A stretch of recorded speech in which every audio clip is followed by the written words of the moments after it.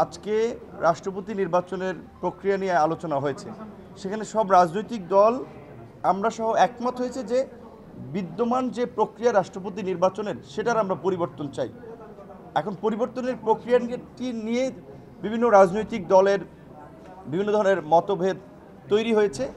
সেখানে আমাদের দলের পক্ষ থেকে আমরা বলেছি যে বিদ্যমান সিস্টেমের কারণেই তো আমরা একটা পরিবর্তন চেয়েছি। কাজেই বর্তমান সিস্টেম হচ্ছে সংসদ রাষ্ট্রপতিকে নির্বাচন করবে, কিন্তু আমরা বলেছি যে সংসদ যদি দ্বিকক্ষ বিশিষ্ট হয় তাহলে উচ্চকক্ষ নিম্নকক্ষ এই দুই কক্ষ সহ এখন আবার বিশেষ করে সংস্কার কমিশনের প্রস্তাবনায় যে একটা জেলা পরিষদ সমন্বয় কিংবা সিটি কর্পোরেশনের সমন্বয়ের যে কথা বলা হয়েছে, জেলা পরিষদে ইউনিয়ন পরিষদের চেয়ারম্যান থেকে সকল জনপ্রতিনিধিরা সেই সমন্বয় পরিষদে থাকবে এবং সিটি কর্পোরেশনে আপনার সিটি কর্পোরেশনের কাউন্সিলর সহ তারা সেই সমন্বয় পরিষদে থাকবে।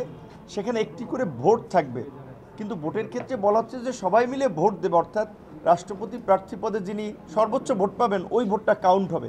কিন্তু আমরা এটার পরিবর্তে আমরা বলেছি যে না, ভোটারকে স্পেসিফাই করা, জেলা পরিষদের চেয়ারম্যান ভোটার হতে পারে এবং সিটি কর্পোরেশন যেহেতু 12টা আছে আমাদের, সিটি কর্পোরেশনের মেয়ররা হতে পারে।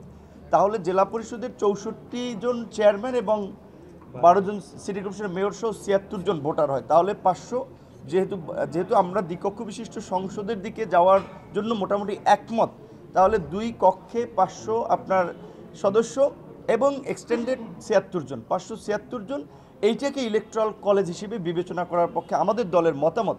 কিন্তু এখানে কিছু কিছু দলের মতামত হচ্ছে পুরো 70,000 জনপ্রতিনিধি ইউনিয়ন পরিষদের চেয়ারম্যান থেকে শুরু করে সবাই সংসদ, এবং অনেক দলের মতামত হচ্ছে শুধুমাত্র পার্লামেন্টের দুই কক্ষ, কিন্তু ভোট হবে গোপন ব্যালটে। এখানে কিন্তু সবাই একমত।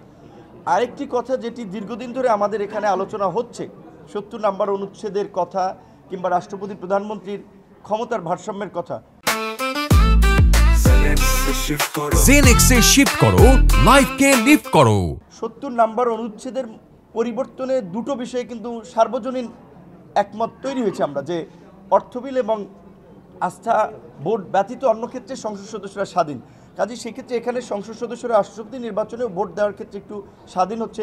দ্বিতীয়ত, যদি জাতীয় সাংবিধানিক পরিষদ বা ন্যাশনাল কনস্টিটিউশনাল কাউন্সিল এনসিসি, যেটার বিষয়ে এখন পর্যন্ত একমত হওয়া যায় নাই, সেটাও যদি হয়, সাংবিধানিক প্রতিষ্ঠানের নিয়োগ সহ গুরুত্বপূর্ণ সিদ্ধান্তে এনসিসির ভূমিকা, তাহলেও কিন্তু রাষ্ট্রপতির এবং প্রধানমন্ত্রীর ক্ষমতার ভারসাম্য হচ্ছে।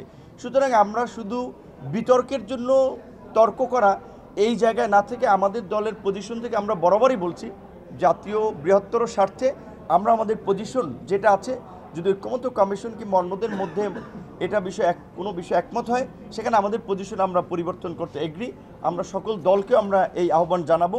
এবং বিশেষ করে এখানে এটি ঠিক যে দু একটি দলের আলোচনা কিংবা প্রস্তাবকে অনেক ক্ষেত্রে প্রাধান্য দেওয়া হচ্ছে, এই জায়গাটা থেকে আমরা বরাবরের মতো পরিষ্কার বলতে চাই যে গণ অভ্যুত্থান দু একটি দলের নেতৃত্বে হয় নাই। সুতরাং কোনোভাবেই দু একটি দল কিংবা বিশেষ কোনো ব্যক্তি মহলের সিদ্ধান্তকে প্রস্তাবকে প্রাধান্য দেওয়া যাবে না।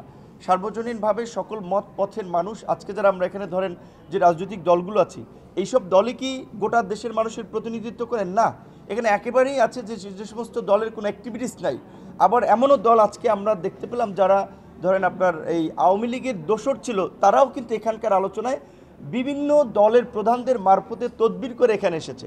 এই বিষয়টি নিয়ে আমরা আজকে প্রশ্ন তুলেছি এবং এই বিষয়ে পরবর্তী মিটিংয়ে এই বিষয়ে আমরা একটা সমাধান চাবো, যে যারা যেই ফ্যাসিবাদের বিরুদ্ধে লড়াই করেছি, তাদের ক্ষমতার বেনিফিশিয়ারি ছিল, তাদের 14 দলে ছিল, তারা যদি এই আলোচনায় থাকে, এখানে আসে, এটা এই জুলাইয়ের প্রতি অবমাননা, শহীদদের সাথে বেইমানি, এইটার বিষয়ে আমরা কম্প্রোমাইজ করবো না। নেক্সট মিটিং থেকে এটার বিষয়ে আমাদের একটা জোরালো অবস্থান থাকবে।